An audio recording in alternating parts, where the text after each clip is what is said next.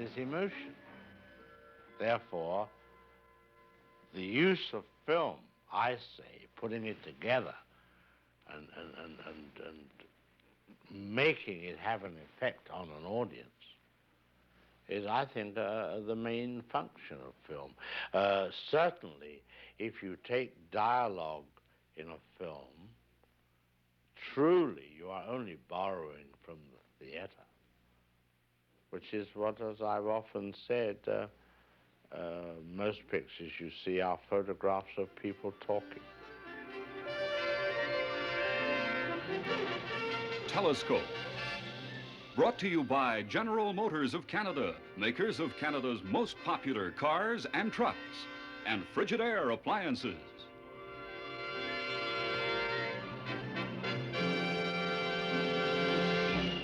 Tonight's Telescope, quite frankly, is an occasion for photographs of people talking. Happily, however, the man who does most of the talking is a man who long ago learned virtually everything there is to know about making motion pictures, silent and talking, and totally terrifying. In place of the introduction Mr. Alfred Hitchcock does not need, here's this message. Mr. Hitchcock, most Anglo-American film critics have always thought of you principally as an entertainer. For the French, however, you're considered a Catholic moralist. Do you think of your recent films as melodramas and thrillers, or as fables and even allegories? Well, if you look at it from the point of view of melodrama, we know traditionally that that right must win over wrong. In other words, evil must lose. Yes. So that you could apply that to the basic melodrama, or you could apply it to, how should we say, a religious precept. And you've said that you're more interested in the technique of storytelling by means of film than in the content of the film itself. That's true. Could you explain that a little more? Yes, I can clarify it.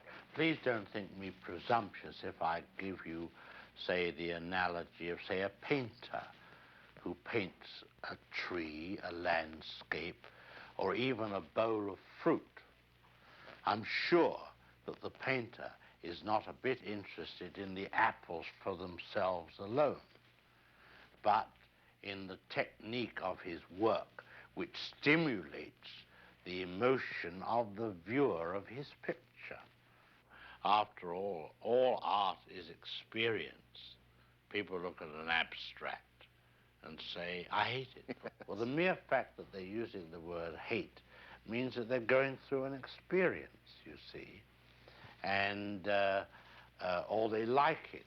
Therefore, if you apply these principles to film, as I see it, it is not the pure manner of the content. In other words, it's not the story. It's what you do with it.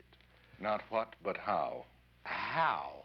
And therefore, I find that with many people, they look at a film and they look at its content only and never seem to study, I'm talking about the critical faculty, what was there in the film to make an audience go through these various emotions that you put them through, especially in my field, which is thrill or suspense or what have you.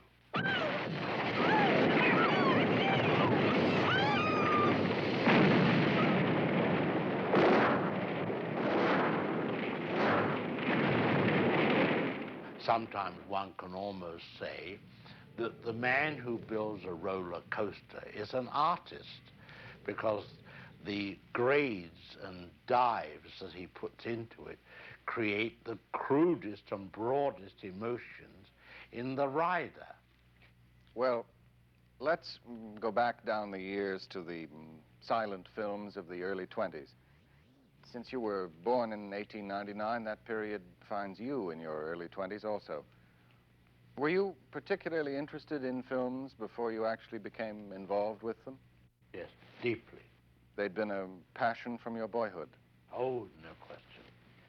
Well, As a writer and designer of titles for silent films, which was your first job in the film world, did you hope to become a director one day, or did that happen by chance? Happened by chance. My earliest job, after being in the editorial department, designing the titles, was being assistant director, and then I practiced my hand at writing a script.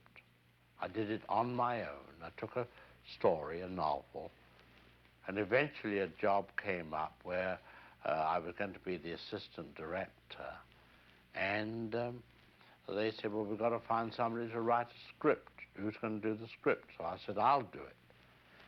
They read it and were impressed, and then I got the job. I was 23 then. And then my friend, who was going to be the art director on the same picture, found he couldn't come on this particular picture. It was a big, important picture. It wasn't a small picture. I said, I'll do the art direction, design the sets and so forth, which I did. And therefore, for about 2 or 3 years after that, I carried out the same routine. And then finally, I believe, I'm not sure, but I was told that the director of all these pictures was very jealous because I was getting credit for all this amount of work, and then he said he didn't want me anymore. So the producer said, would I like to direct? And I said, well, it never occurred to me. I was very happy doing what I was doing. What was the first film you yourself chose to do? My first choice was The Lodger. This is a book by Mrs. Belloc Lowndes about Jack the Ripper. The Lodger actually was a story in almost one interior. It was the landlady asking herself the question, is the man who is my lodger Jack the Ripper or not?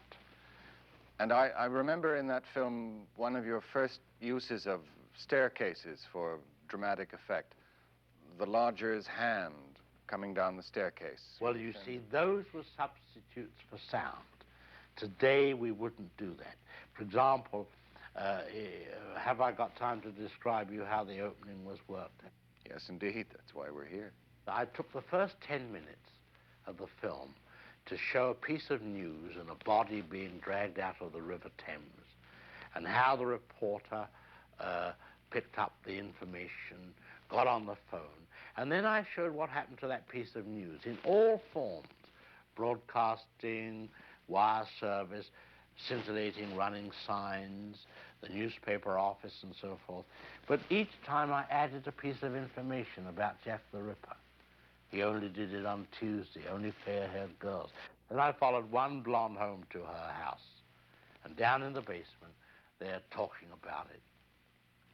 And the lights begin to go down, slowly and slowly. And suddenly Mother says, Dad, put a shilling in the meter, the gas is going down. So Dad goes with a shilling to put in the meter. By this time, the place is in darkness, and there's a rat-tat-tat at the front door. Mother goes up to open the door, and she opens it, and Dad puts a shilling in the meter. You can imagine how the thing was quickly cross-cut.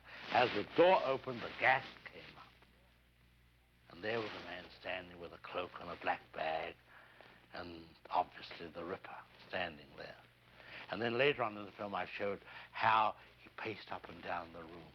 And I had the faces of the people below looking up to the ceiling of this agitated man. And I dissolved the ceiling away. And I had a glass floor made. Yes, I remember that shot. Saw his feet going up and down. His feet. Then when he went out at night, you saw, as you described, the well of the 4 flights of stairs and only the hand going down. Well, today we would do sound. These were the resources one had to use as a substitute for sound. Visual substitutes for the sound in the silent picture days. And The Lodger was the first film, wasn't it, in which you made a personal appearance? It was in The Lodger, yes. And that was simply because there wasn't an actor available at the time? Yes, oh yes. We used to be able to hop in and do a bit if necessary. Well, after The Lodger, was there then a consistency of personal appearances? Well, the first big appearance again occurred in Blackmail. And since Blackmail in 1929, which was the first film with sound that you directed, audiences have enjoyed seeing you pop up briefly and unexpectedly somewhere in all your films. Except for Marnie, the current Hitchcock production, the most recent example was in The Birds.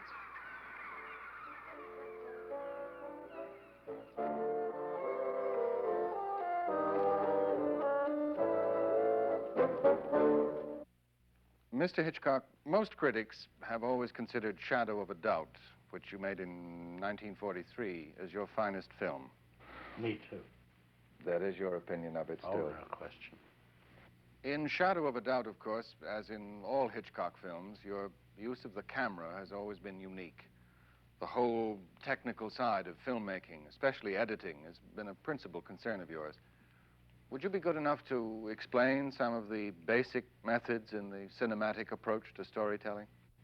Well, you have two kinds of what we might call montage. I think we call it cutting. It isn't exactly that. Cutting implies severing something. It really should be called assembly.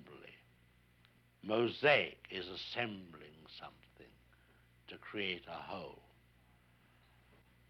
Montage means the assembly of pieces of film which, moved in rapid succession before the eye, create an idea.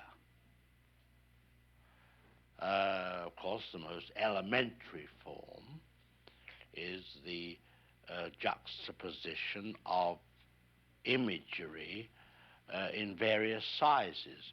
You know, a lot of people think that cutting is, or we'll say montage or assembly, is taking a man from one place to another and jumping into a close-up of him, which Griffith invented, it's true. But to me, it goes much deeper. And as I say, the picture Psycho contained quite an amount of cinematic approach to this, to its basic content.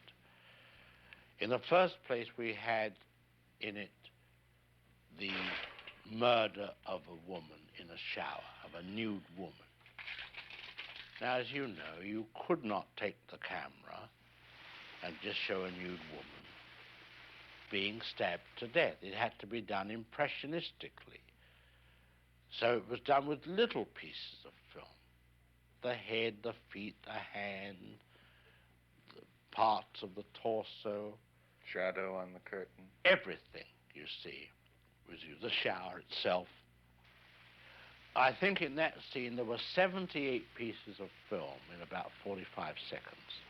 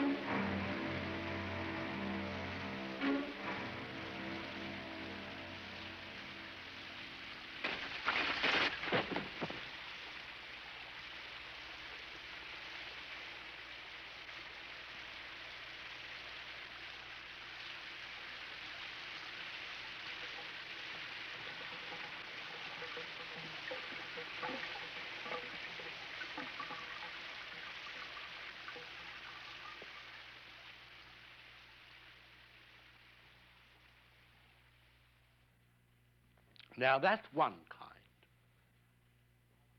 Now we'll take another kind, which I would prefer to call, say, the orchestration. Loud notes, soft notes, and so forth.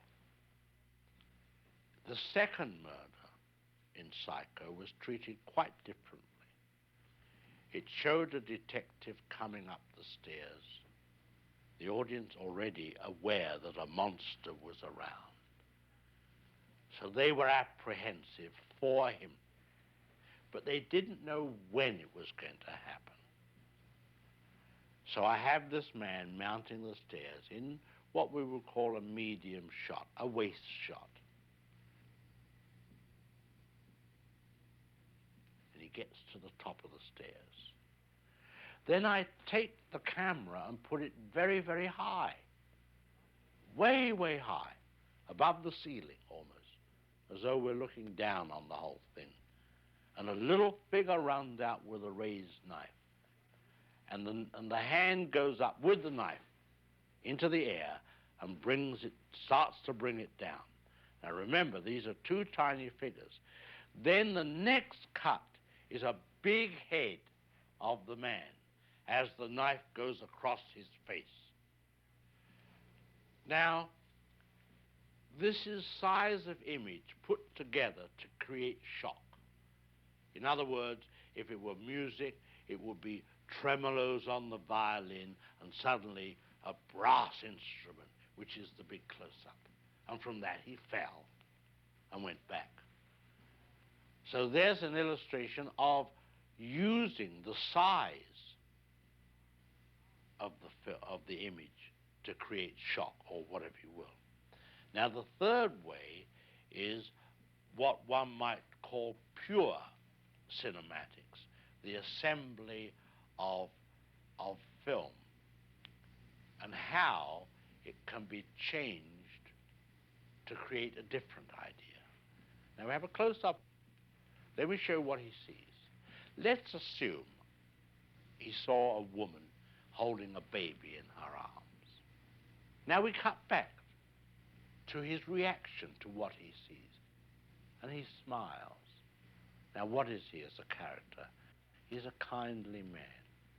He's sympathetic. Now, let's take the middle piece of film away, the woman with the child, but leave his two pieces of film as they were. Now we'll put in a piece of film of a girl in a bikini. He looks, girl in a bikini, he smiles. What is he now? The dirty old man. He's no longer the benign gentleman who loves babies. That's the difference. That's what film can do for you. Or you for it, as it were. Now, let's talk about some of the writers who've worked with you on the screenplays of your films. Among them, Thornton Wilder, Arthur Lawrence, Dorothy Parker, Robert Sherwood, Maxwell Anderson. Which kind of writer do you find best suited for creating a film script, the playwright or the novelist? I would say the playwright, rather than the novelist, is more important because you need scenes, playing scenes. There's people who are from the theater who can write playing scenes for you. They've learned that compression and essential. Compression is very, very, very, very important. After all, who was it once said that drama is life with the dull bits cut out? So compression and economy belongs to the playwright. It doesn't belong to the novelist. You know, he can go on for 1,000 pages. Quite so. Well, let us go on to further pictorial aspects of filmmaking. You first used color in Rope, I believe, and 10 of the 15 films you've made since then have been in color, though many producers seem to believe that a thriller should always be filmed in black and white. Which do you prefer? I prefer color because there's plenty to dramatize in the color. By not using color until you need it dramatically. In the same way, music is often valuable. Sure, I think music's very good, especially when it's needed for silence. The absence of it. Yes, of course. Obviously, you think very highly of the work of Bernard Herrmann. I certainly do. He's been involved as composer and conductor of the music in so many of your recent films. How do you and Mr. Herman go about examining the contribution of music to a film? Well, I don't know. As far as I'm concerned, he does as he likes. I'm brought in at the very beginning of the idea of the film. And by the time it has gone through all its stages of being written and rewritten and the final process of photographing it, I'm so much part of the whole thing that we've all begun to think one way. But I've always found with musicians that you're in their hands anyway. What can you do? So very often I've been asked, not necessarily by Mr. Herman, but other musicians, they say, come down, I want you to know what you think of this. And you go down and you say, well, I don't care. If I say, well, we can't change it, it's all scored. So the next time you take good care to say, well, can you play me some and let me hear some of it before you go to the expense of an orchestra? Oh, no, you can't. You can't play it on a piano. It's not possible. So that there is no way to find out.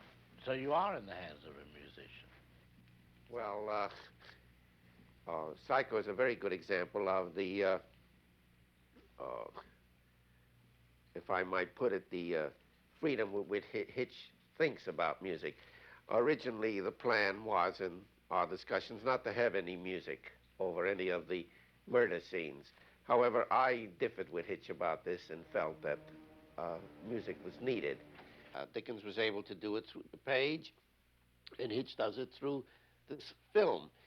And although many of the stories that he has told are stories of our time, I believe the way of presentation and the motivating psychology is essentially of the period of Dickens and the great Victorian writers. Psycho is very much, for example, like a Wilkie Collins story. I think this is part of Hitch's great heritage as an Englishman, and one that he's been able to transmute and to carry forward in the world of the cinema.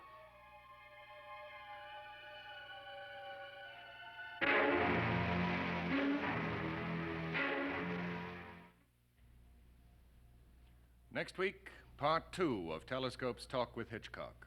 Among other diversions, the Master of Mayhem will introduce us to Marnie, which is the title of his current feature film, starring Tippi Hedren and Sean Connery. Marnie is the story of a girl who is a compulsive thief. And she does various jobs and then runs up against a man who falls for her, knows she's a thief, and engages her in his company, and he courts her. But he's a little disturbed when he finds out that she's robbed him as well. It's real sort of late Victorian Edwardian type of hero, you know. Very strong, very meaty. It's a very intriguing yarn. Fletcher Markle for Telescope.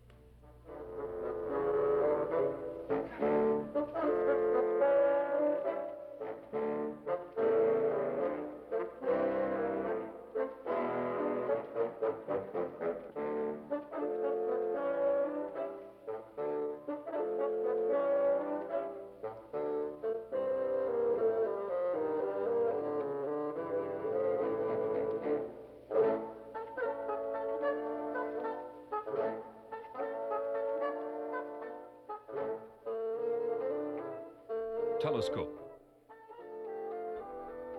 has been brought to you by General Motors of Canada, makers of Canada's most popular cars and trucks, and Frigidaire appliances.